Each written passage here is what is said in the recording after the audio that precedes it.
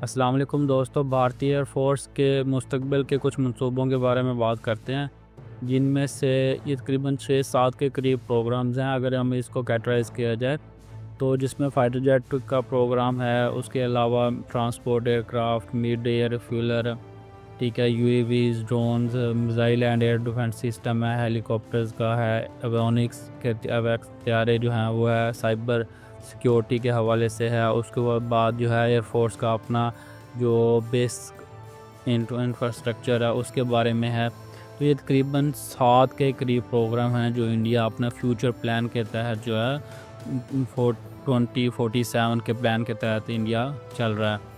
तो अब अगर हम इन प्लान्स को देखें तो उसमें जो मेन दो हम, क्योंकि सारे इस टाइम वीडियो बहुत लंबी हो जाएगी अगर हम सबके ऊपर बात करें, तो जो मेन दो प्रोग्राम हैं वो हैं एक साथ जुड़े हुए हैं। इस वजह से हम इन दो टॉपिक्स को जो है वो कवर करेंगे। वो एक है एमका और दूसरा है एमका के साथ इनका मंसूबा है लॉयल विंग का, ठीक है, एक लॉयल विंग यूएवी का। तो एमका जो है वो आपको पता है कि एडवांस मीडियम कॉम्बैट एयरक्राफ्ट है का मंसूबा है, जो कि 5वीं नस्ल का स्टेल्थ तैयार है। जबकि दूसरा मंसूबा जो है वो एक ऐसा ड्रोन बनाना जा रहे हैं जो सुपर क्रूज़ का हामिल हो, ठीक है, और तकरीबन 4 टन का वज़न उठा के लेके जा सके, ट्विन इंजन हो। ये सबसे अहम बात है, हम इसके ऊपर बात करेंगे बाद में कि ट्विन इंजन हो, ठीक है। तो भारतीय कंपनी डीआरडीओ के सरबराह जो हैं वो उन्होंने कहा है कि ये 2035 तक एमका जो है उसकी डिलीवरी शुरू हो जाएंगी। बहरहाल हम इस टाइमलाइन को अब जो है अभी तक तो हम नहीं मानते इसको, ठीक है, इस पर यकीन करना बहुत ज़्यादा मुश्किल है जब तक डिलीवरी शुरू ना हो जाए, ठीक है। या आप ये भी कह लो कि एयरक्राफ्ट जो है वो सामने बनकर ना आ जाए, डिलीवरीज तक रहने दें। अगर एयरक्राफ्ट बन के सामने आ जाता है, उसकी फ़्लाइट्स हो जाती हैं और उसको जो है टेस्ट उसके कंप्लीट हो जाते हैं, तो माना जा सकता है कि 2035 तक ये अमल हो जाएगा। खैर, कंपनी के सरबराह के मुताबिक इस जहाज़ के सबसे जो अहम पुर्जे हैं यानी कि इंजन, वो बैरूनी कंपनी से हासिल किया जाएगा ताकि मंसूबे की लागत कम हो सके और इसको जल्द से जल्द मुकम्मल किया जा सके। यहाँ ये बात याद रखनी चाहिए कि जो तेजस है भारत का, वो अमेरिका से इंजन की वजह से ही रुका हुआ है। उनका जो एयरफोर्स के 83 तैयारों का ऑर्डर था वो अभी तक नहीं हो सका पूरा, इसलिए क्योंकि अमेरिका ने इंजन नहीं दिए। और इंडिया ने भी अब कोशिश नहीं की कि किसी और मुल्क से, रशिया से, फ्रांस से जो है एयरक्राफ्ट ले ले। तो ये एक, मैं कहूँगा कि नेगलिजेंसी है इंडिया की।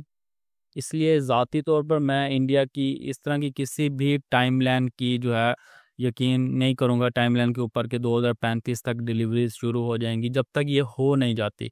दूसरे मंसूबा जो है वो ऐसा ड्रोन बनाने का सोचा जा रहा है जो कि ट्विन इंजन हो, सुपर क्रूज करने की सलाहियत हो, 4000 टन का वज़न उठा सके। ये ड्रोन 1000 से 1500 किलोमीटर तक की रेंज रखता हो, ठीक है। ड्रोन जो है वो लॉयल विंग के तौर पर भी परवाज़ कर सके, अकेले भी परवाज़ कर सके, ग्रुप में भी परवाज़ करने की सलाहियत हो। इसमें एडवांस डेटा शेयरिंग सेंसर के साथ हदफ को ढूंढने, निशाना बनाने की सलाहियत हो। नई नस्ल के इलेक्ट्रॉनिक्स वारफेयर, ज़ाहिर सी बात है वो एक जदीद फिफ्थ जनरेशन एयरक्राफ्ट के साथ लॉयल विंग के तौर पर अगर परवाज़ करता है तो एक इंतहाई जदीद ड्रोन होगा।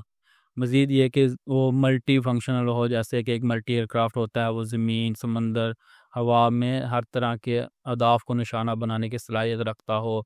तो ये ड्रोन जो है 2040 तक इंडियन एयरफोर्स में शामिल होगा। अब इस प्रोजेक्ट पर कितना अमल होता है, क्या अगर इसकी जो प्रोग्रेस होती है वो तो मुस्तकबिल में ही पता चलेगा देख के, लेकिन हम जो है इस वक्त इसके ऊपर थोड़ी सी बात करेंगे कि क्या ये मुमकिन है कि इंडिया 2035 तक ये कर सकता है।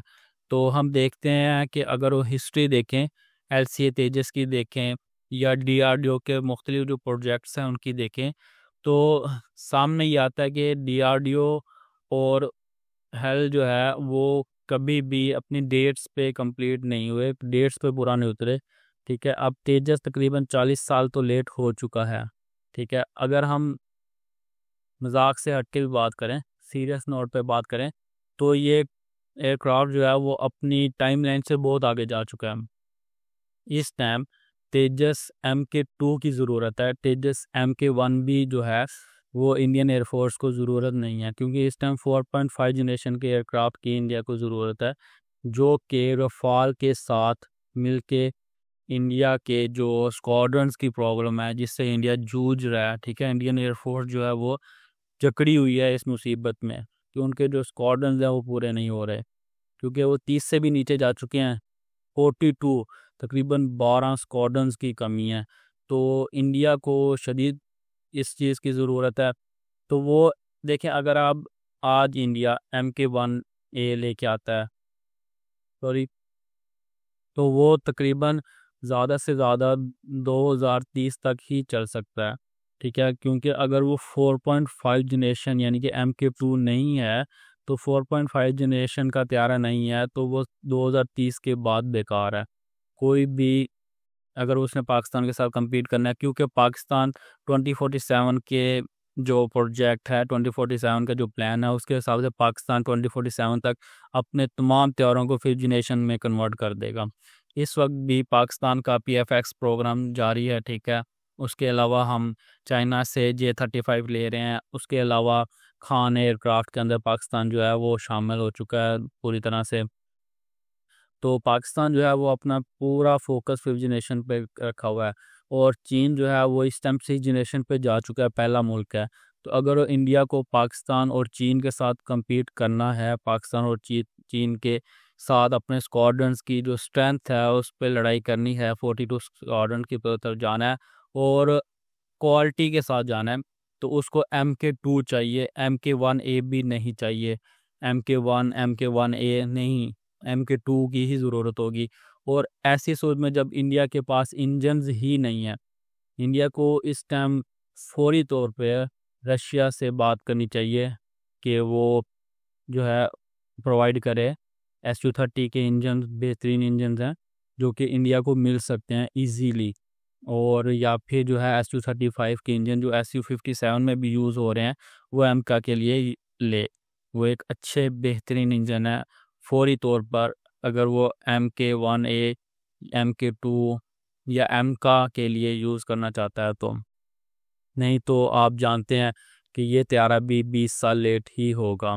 बाकी हम इंडिया के लिए जो है वो यही कह सकते हैं, इंडियन दोस्तों के लिए, यूट्यूबर्स के लिए, कि सब्र कीजिए, तहकीक कीजिए और उसके बाद बात कीजिए। अल्लाह हाफिज़।